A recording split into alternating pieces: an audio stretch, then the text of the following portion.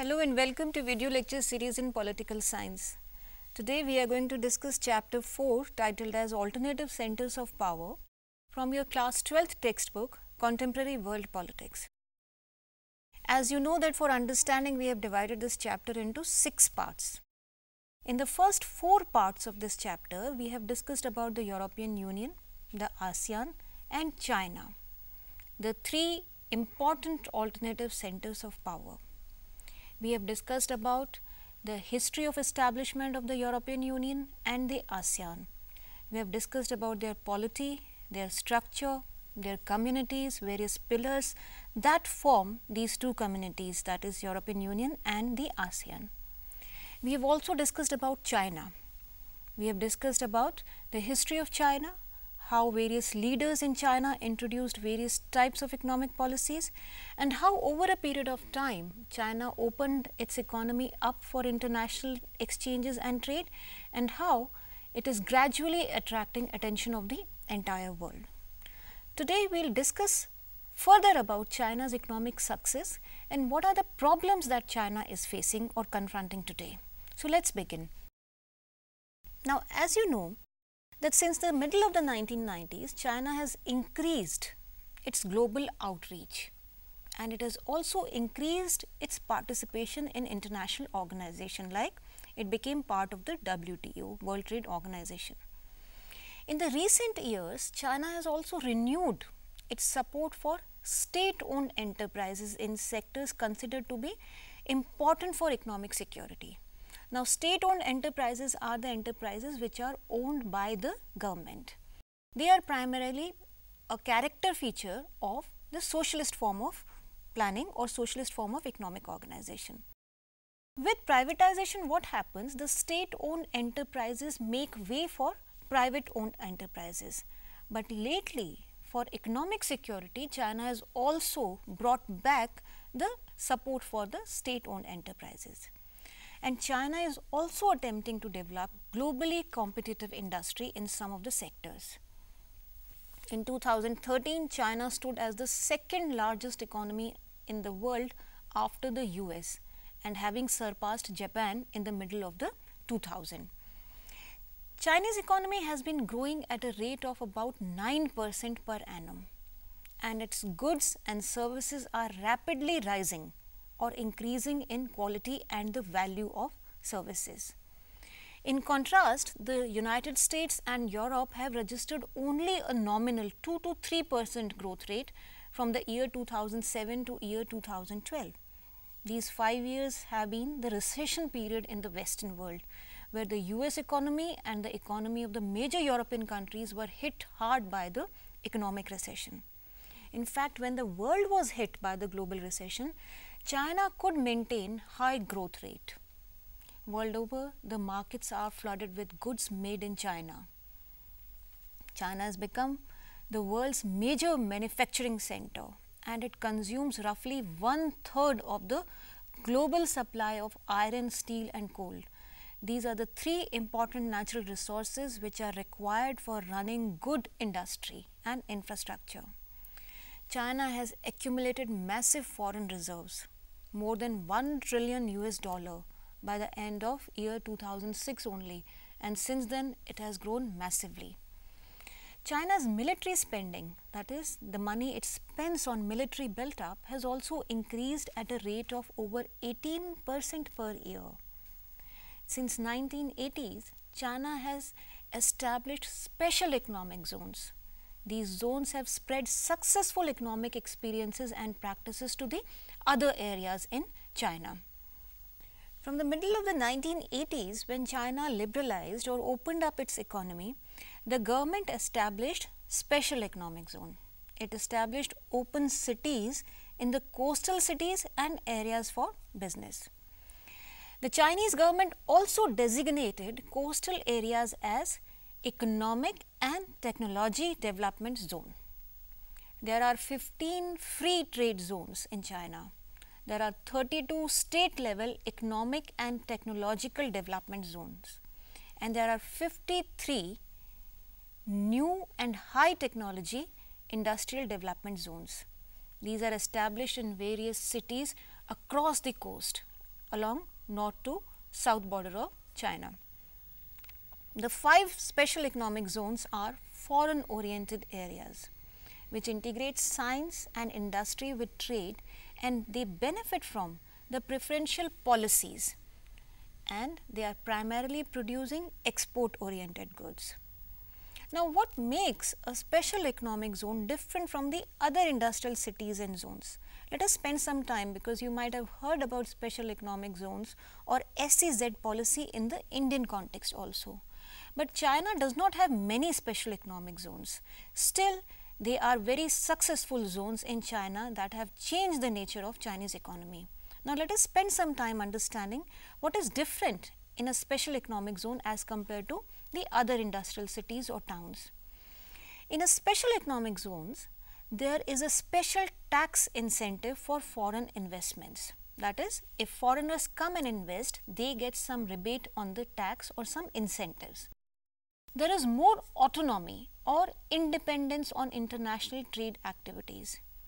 In a special economic zone, investment or construction of infrastructure primarily relies on attracting and utilizing foreign investment and capital, which means that foreigners invest into the development of capital and infrastructure in these zones. Now, as you can see in this picture, the red dots are the municipalities and capitals of 22 provinces in China. The blue dots are the open cities which have been established by the government.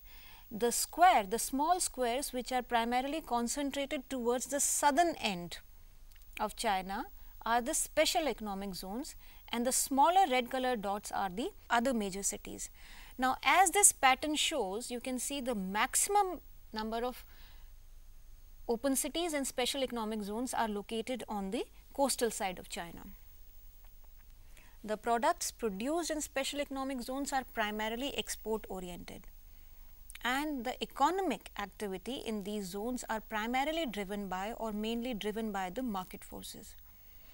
In China, a large number of joint ventures and partnerships between Chinese and foreign investors are present. That is, they are joint ventures in which foreign people and Chinese people invest together. But one can also find completely foreign owned enterprises as well, which is quite unlike what used to happen during the socialist era. At the beginning of the second decade of this century, that is 2010, China remained the only Asian nation to have a GDP above the 10 trillion mark US dollar, which is along with US and the European Union. Now, as once again you can see in this map, the green triangles are the economic and technological development zone. The squares are the key economic hubs, and the circles are the special economic zones which we have seen in the previous map as well. However, when we see all these special economic zones or technical development area all concentrated towards the east part of China, there is a massive migration which is happening from the rural areas or interior areas towards these urban areas. In the search of employment, a large number of people move towards these coastal areas, and this is once again we have identified only the special economic zones. Now, what are the main industries that China excels in? China excels in almost all types of industries, from heavy to medium to small enterprises, and in various types of services. But what are the main industries that China specializes in? It begins with mining and ore processing, that is natural resources, iron, steel, aluminium and other metals, in which China excels in processing and making fine elements. China has highly developed coal industries, machine building, arms, textiles and apparels and petroleum. China also excels in cement, chemicals, fertilizers. If we talk about consumer products, then China excels in producing all types of daily consumables, which include footwear to toys or electronic items used in everyday life. A large number of industries are devoting themselves into food processing also. There is transportation equipment, including manufacture of automobiles, rails, cars, locomotives, ships and aircrafts as well. Along with this, China is also excelling in telecommunication equipments, commercial space launch vehicles and satellites. Of late, China has also started developing strategic relations with countries not just in Asia but also in Africa, South America and the Middle East. One can say that the Soviet Union rivaled the United States during the Cold War as a military competitor only.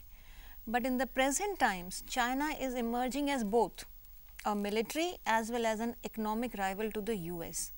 And the rise of China is indicating a possible shift in the global order. That is, the center of power may shift from US to China. Now, let us look at some of the pictures, and this is the picture of Port of Shanghai Deepwater Harbour on Yangshan Island, and it became world's busiest container port in 2010, where large number of export activities were happening. This is a picture of China's indigenous bullet train. India is in the process of negotiating to buy bullet trains from China. And this, in the picture, you can see the Terminal 3 of Beijing Capital International Airport, which is the second largest airport terminal in the world. The dollar value of China's agricultural and industrial output in both the areas has exceeded those of the United States of America. China is second to the US in the value of services it produces as well. But despite loosening of the economic and political grip, controls and censorship remain tight in China. People are living under constant controls and strict rules laid down by the government, and they have to be very strictly followed. The rise of China has now been a growing concern among the US foreign policy makers as well. Why are they concerned? One particular concern is the strength of the Chinese military power and its relation to the US military capabilities. China continues to pursue a long-term comprehensive military modernization program. Now, this military modernization program is designed to or is intended to improve the capacity of Chinese forces to fight and win short duration, high intensity regional wars. Now, this is what is concerning the US. While the economy of China has improved radically, the benefits of the development have not reached everybody equally. What are the reasons behind this? There are a couple of reasons. Because China has unequal transportation system, that is asymmetry in development of transportation systems. Somewhere the network is good, somewhere the network is not good. Apart from the asymmetrical transportation system, there are major differences in the availability of natural and human resources in different regions in China. There are also differences in the industrial infrastructure, and all these things together have led to significant differences in the development of regional economies within the China. Now, economic development has generally been more rapid in the coastal provinces, where special economic zones and open cities have come up as compared to the interior. And there are large disparities in the per capita income of people between these regions as well. Now, as you know that after the death of Mao Zedong and change in the leadership, China opened its economy and reformed its political structure. With reforms being introduced gradually, Chinese economy started to develop, and in the last 2 decades, it has become the largest economy in the world, only next to the economy of the United States. But this development has come at a cost. What is this cost that China has paid? Let us discuss some of the problems that China is facing today. China faces some of the major challenges. These challenges are, the first one is that in the recent year there has been a rise in the rate of unemployment. It remains around 4.1% to 4.5%. Although you may say that as compared to other countries, it is far less, where the rate of employment is sometimes 7 to 8%. But some studies indicate that the rate of unemployment is higher among educated youth in China. Now, this is a discrepancy. Why is this so? The reason is that Chinese economic development has been driven by 3 sectors majorly. What are these 3 sectors? These are export driven manufacturing, the second is the construction, and the third is the large energy and capital intensive heavy industries dominated by the state. Now, the youth or the young people with moderate level or medium level of education and skill find jobs in these 3 sectors very easily. But these 3 sectors do not open or offer white collar jobs in large number. Hence, it is easy for the high school or medium level educated youngsters to find a job, and a large pool of university educated qualified youngsters are finding it difficult to find a decent employment or job. The other important challenges are that the rural areas lack the development that is happening in the urban areas. There is regional disparity. Employment among women is also not up to the level expected, and the condition of female workforce is very bad. Along with this, corruption is on rise with growing privatization, and there is rapid and unmindful industrialization which has also taken its toll on the environment and ecology of the country. There is also something called as creative destruction, in which because of competition many of the resources go waste. Now look at some of these pictures which show you that how environment has been damaged because of rapid and unmindful industrialization in China. Now this is a financial district, and you can see a hazy day in Shanghai. How much pollution is there, and there is no clarity of light or even air. Another one shows the smoke coming out of chimneys in Xi'an province. This is one of the Chinese city covered by smog during the environmental pollution, and this is in the background you can see the statue of Mao Zedong. And as you can see, the bright screen shows the clear air and the sky wherever there is smog in the streets. And this man is driving his scooter with his mouth covered, and this is a very usual phenomena in China. And this you can see the comparative picture of the air in 2005, long back, on a smoggy day in Beijing. Some of these problems that China is facing are in fact common to all the developing countries.